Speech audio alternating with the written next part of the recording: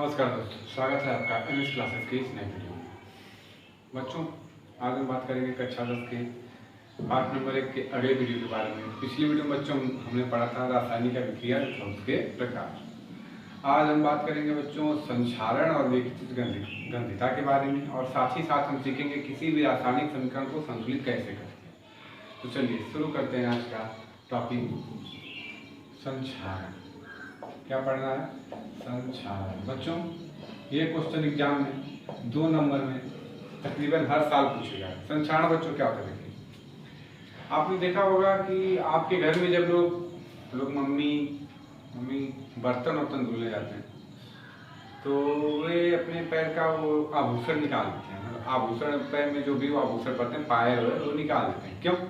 पायल चांदी का होता है, ये तो आप जानते ही होंगे। कारण होता है कि अगर वो बार बार पायल पहन के पानी में जाएंगे तो पायल काली पड़ जाती है। मतलब चांदी क्या पड़ जाती है? काली पड़ जाती है। आपने देखा होगा, अगर कोई लोहे की वस्तु अगर खुले में छोड़ दी जाएगी तो कुछ देर बाद वो नष्ट होने लगती है, मतलब क्षय होने लगती है, उस पर मूर्छा लग जाता है। ये सब की दैनिक जीवन की बात है, ठीक है। तो इसी को आप कहते हैं संक्षारण। सीबीएसई वाले कहते हैं कोरिजन। क्या कहते हैं? कोरिजन। मतलब जो धातुएं होती हैं, ये पानी बोले तो नमी, हवा, इनसे मेल करने को हमने क्या बोला था? क्रिया करना। हमने बोला ना, 2 लोग अलग अलग लोग मिलेंगे, किसी तीसरे को बनाएंगे, तो इस प्रकार के सिस्टम को आप क्या कहेंगे? इस प्रकार के सिस्टम को आप कहेंगे बच्चों रासायनिक अभिक्रिया। तो हम क्या कह रहे हैं, जब धातुएं नमी में या खुले में छोड़ दी जाए, जब धातुएं नमी में या खुले में क्या कर दी जाती हैं? छोड़ दी जाती हैं, तो हवा से, नमी से क्रिया कर लेती है। मतलब हवा और नमी उनके ऊपर एक परत चढ़ा देती है, ठीक है। और परत चढ़ाने की वजह से वे क्षय होने लगते हैं। आपका पायल काला पड़ जाता है, बर्तन काले पड़ जाते हैं, ठीक है। जैसे सोना पे उतनी जंग नहीं लगती है। क्यों? क्योंकि सोना बहुत कम क्रियाशील धातु है, वो जल्दी क्रिया करना नहीं चाहता है। लेकिन चांदी अधिक क्रियाशील धातु है, ये फटाक से, जल से, हवा से क्रिया करके अपने आप को काला बना लेती है। वही हाल लोहे के साथ है। लोहा भी जल से, नमी से क्रिया करके अपने आप को क्या करता है? अपने आप को मूर्छा पकड़ा देता है। और इस टोटल प्रक्रिया को आप कहते हैं संक्षारण कहते हैं। चलिए देखते हैं परिभाषा क्या है। देखिए, परिभाषा में आप क्या लिखेंगे? साफ साफ बोलिए। जब धातुएं नमी या वायु की उपस्थिति में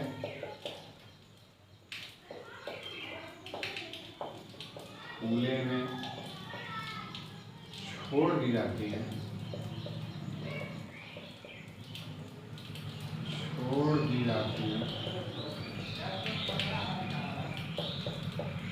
तो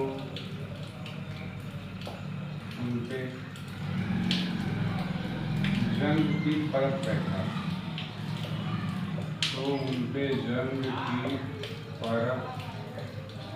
बैठ जाती है या उनका कलर बदल जाता है। इस प्रक्रिया को आप क्या कहते हैं बच्चों? इस प्रक्रिया को हम संक्षारण कहते हैं। इस प्रक्रिया को हम क्या करते हैं? संक्षारण करते हैं। इसकी साथ ले लिया जल्दी से। तो बच्चों, आपको संक्षारण समझ में आया। अब हम पढ़ेंगे संक्षारण से बचने के उपाय। तो संक्षारण से बचने का क्या उपाय है? संक्षारण से बचने का उपाय है, आप धातुओं को पानी से दूर रखिए, नमी से दूर रखिए। ये आपके बेसिक उपाय हैं। अगर आप ये नहीं कर पाते तो आपको धातुओं को पेंटिंग करनी पड़ेगी, ग्रीसिंग करनी पड़ेगी, ऑयलिंग करनी पड़ेगी। एक प्रक्रिया होती है यशद लेपन करना पड़ता है। तो जिसे आप पायल पहनते हैं, पायल भी धातु है चांदी की।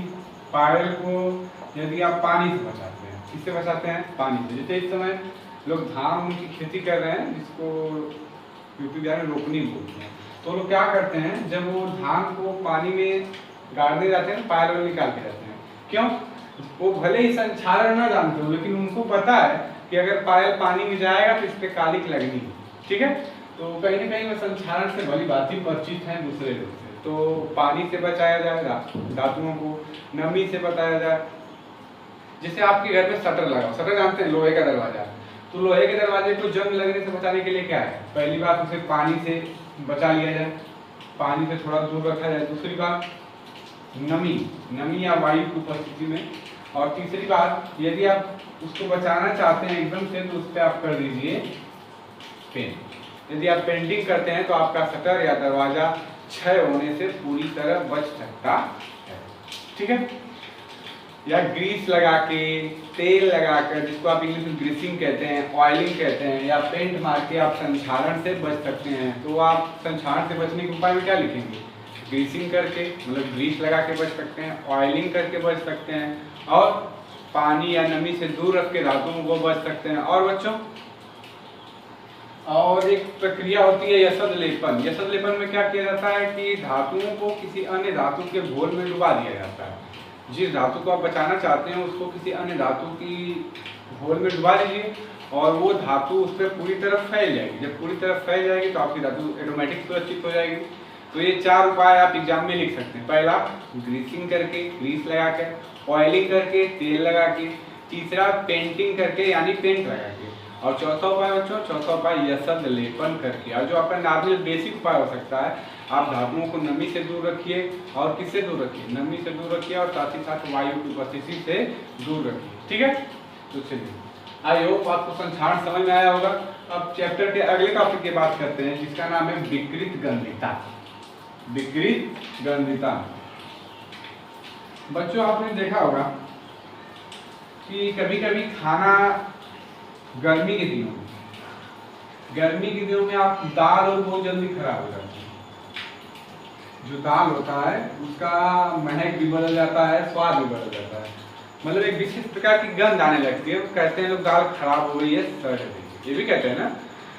तो किसी भी भोज्य पदार्थ को अगर लापरवाही से रख दिया जाए, ठीक है ना, लापरवाही से रखने का मतलब है और देर तक रख दिया जाए तो उसमें बदबू आने लगता है, दुर्गंध आने लगता है, और वही प्रक्रिया कहलाती है आपकी विकृत गंधिता।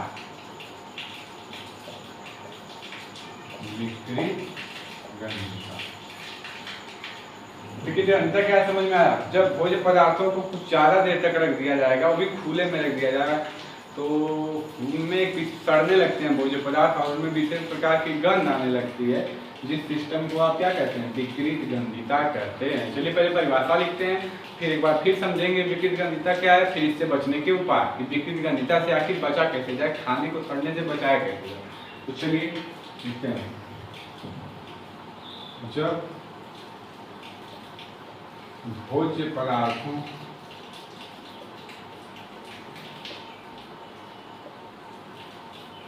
पदार्थ सही लिखे, पदार्थ कैसे लिखते हैं आप लोग? जब भोज्य पदार्थों को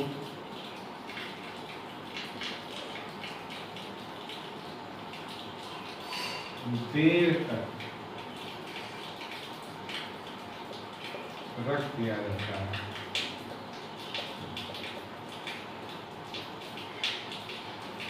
आप लिख सकते हैं खुले में, खुले मतलब वायु की उपस्थिति में नमी के साथ रख दिया जाता है, तो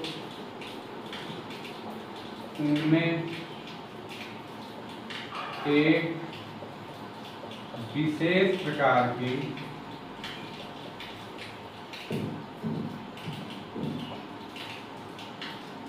गंध आने लगती है,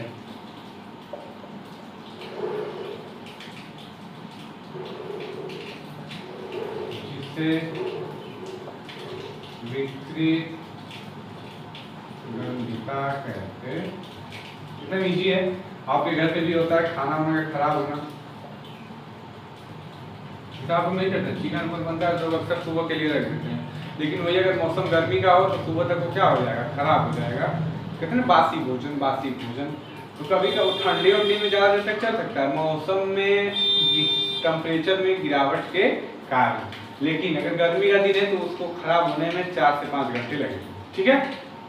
तो बच्चों, आई होप आपको विकृत गंधिता समझ में आई हो। तो विकृत गंधिता क्या है? खाने का सड़ना या खाने से विशेष प्रकार कुछ देर बाद खाने को रखने के बाद उसमें से विशेष प्रकार की गंध आना है, क्या कहलाती है? विकृत गंधिता कहलाती है।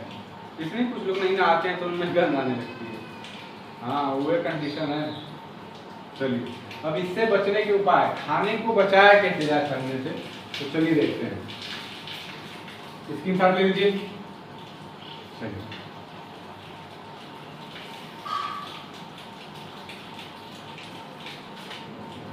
तो बच्चों खानों को सड़ने से आप देखेंगे चिप्स जो दुकानों में मिलते हैं आपको कितने कितने दिन के होते हैं, उनमें कुछ नहीं होता। आपके घर का अचार, सिरका और बहुत सारे ऐसे भोज्य तो आप देखेंगे मछली जो झींगे में की मछली होती है उनको लोग पैकेट में भर के बेचते हैं, वो जल्दी खराब नहीं होती है। तो जो आपकी चिप्स होते हैं आप देखेंगे चिप्स का पैकेट इतना बड़ा और चिप्स निकलता कितना, इतना, लेकिन वो फूला फूला रहता है, पूरा फूला रहता है, उसमें गैस भरी रहती है। लेकिन कौन सी गैस, क्या आप कुछ भी गैस भर देंगे, नहीं, उसको सड़ने से बचाने के लिए उसमें नाइट्रोजन गैस भरी जाती है। कौन सी गैस, नाइट्रोजन गैस भरी जाती है। ठीक है, तो विकृत गंधिता से बचने का उपाय है खाने को कम टेम्परेचर पे वायु रोधी बर्तनों में रखा जाए। स्पेशल प्रकार के बर्तन होते हैं जिसमें वायु नहीं जा सकती है। आप देखेंगे आपके घर का रोटी का डब्बा, ठीक है, वो जो प्लास्टिक वाला होता है, जैसे दूसरी सतह लगी होती है, ठीक है, क्यों, क्योंकि उसमें आपका खाना जल्दी खराब नहीं होगा। और दूसरी बात, तो बचने का उपाय क्या है, वायु से दूरी, नमी से दूरी, वायु रोधी बर्तनों में रखा जाए। कैसे बर्तनों में रखा जाए, वायु रोधी बर्तनों में रखा जाए, इससे आपका खाना कुछ देर तक सुरक्षित रह सकता है। ठीक है बच्चों, चलिए अब पढ़ते हैं इस पार्ट का सबसे इंपॉर्टेंट टॉपिक, रासायनिक समीकरण संतुलित करना। हर बार 4 से 5 मार्क्स में पूछा जाता है।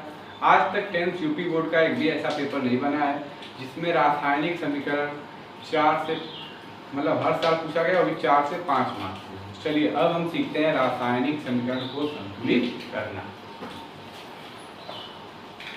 ये इस पार्ट का सबसे इंपॉर्टेंट टॉपिक होगा। पेन मिटा देते हैं। क्या हमारा टॉपिक है, रासायनिक समीकरण संतुलित करना।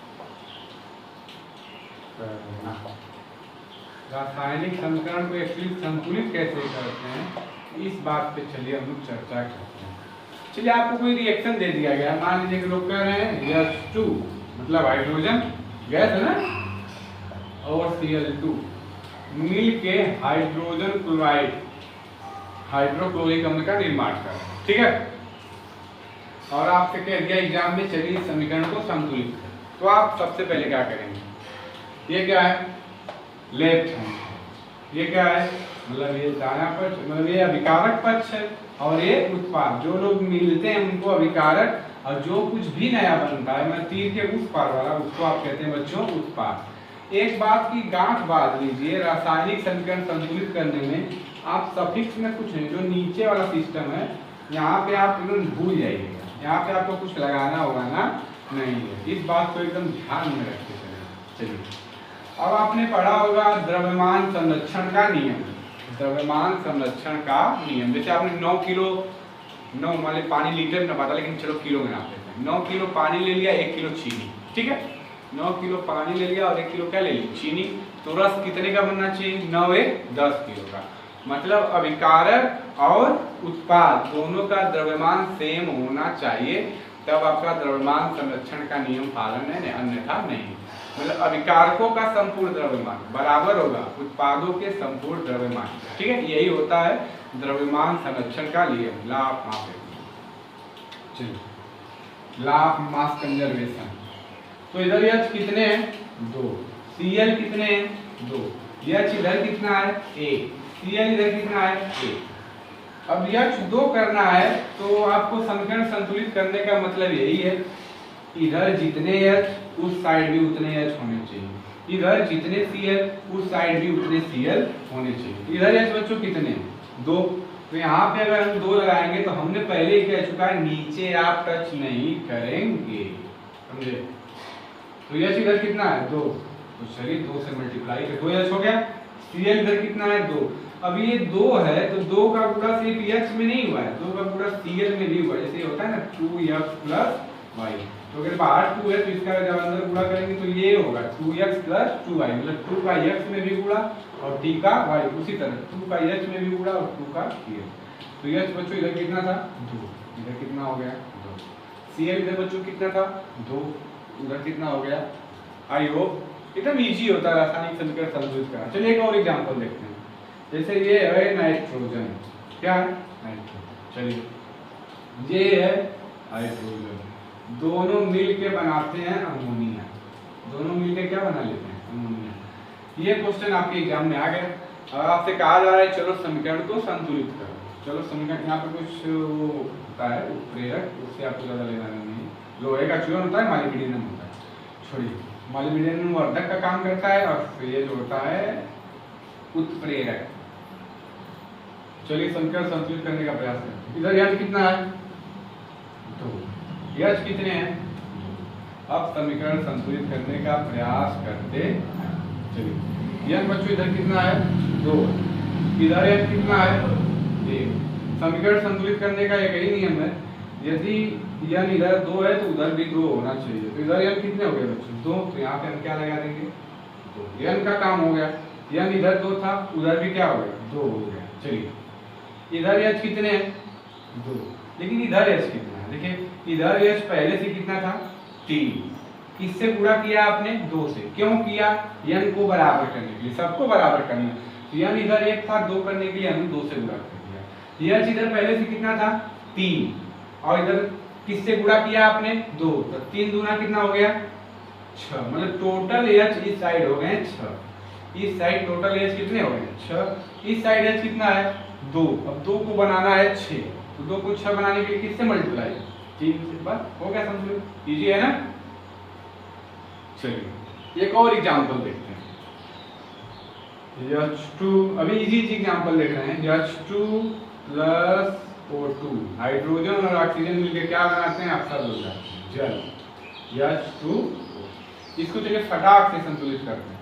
इधर H कितने हैं 2, उधर H कितना है 2, बरोबर है, बराबर है ना। देखिए H इधर 2 इधर 2, H का तो हो गया। O कितना है 2, लेकिन इधर O कितना है 1। अभी नहीं फटाक से यहाँ लगा देंगे, नीचे नहीं टच करना। तो आप जब भी लगाएंगे, अब बीच में भी नहीं लगाएंगे कि O खाली एक्स्ट्रा है तो 2 लगा दें, नहीं, जब भी आप लगाओगे सामने। तो चलिए O 2 ठे हो गया, लेकिन O को 2 करने के चक्कर में H देखिए 2 पहले था, 2 से गुणा कर दिया, H कितना हो गया 4। इस साइड कितना H है 2, तो 2 को कर देते हैं 4, 2 गुना के 4, H बराबर हो गया। O इधर कितना है 2, इधर O कितना है। तो बच्चों ये है रासायनिक समीकरण संतुलित करना। आई होप ये वीडियो आपको समझ में आया हो। अगले वीडियो में हम बहुत सारे एग्जाम्पल लेके आएंगे, तब तक के लिए आप बुक से ट्राई करते रहिए, रासायनिक समीकरण संतुलित करते रहिए। अगर वीडियो आपको पसंद आए तो लाइक सब्सक्राइब शेयर जरूर करें। मेडिकल ऑफ साइंस से बने रहें। धन्यवाद।